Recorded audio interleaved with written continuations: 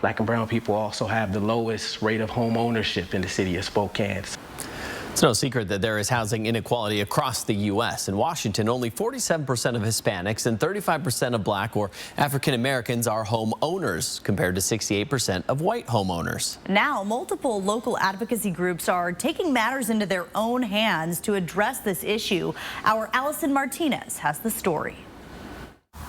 The tensions surrounding the housing crisis especially affect underserved communities in Spokane. This apartment complex right here is the latest effort by equitable housing advocate Chauncey Jones to help bridge that gap.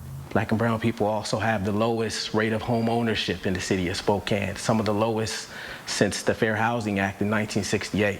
Our rates are declining. Jones is the executive director of Take Up the Cause, a nonprofit that merged with the East Central Community Organization to advocate for equitable housing access. Jones says his drive towards housing equity was born early on. I grew up in not ideal circumstances, right? I lived in a motel room for 4.5 years, and I tell people it wasn't no sweet life of Zach and Cody either. It was the trenches, right? Grew up in public housing.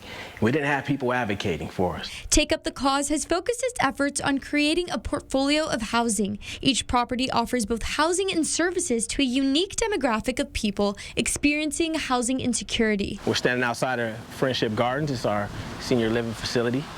62 years and older to qualify. It's 100% subsidized. The Resident Action Project has had a helping hand in lots of legislature, but strides are still being made towards critical bills like the rent stabilization bill. It's important because without it, landlord can use rent increases just to discriminate and retaliate against tenants. Equitable housing organizations like RAP approach advocacy by sharing their stories of housing injustice. But you just got to speak from your heart, you know?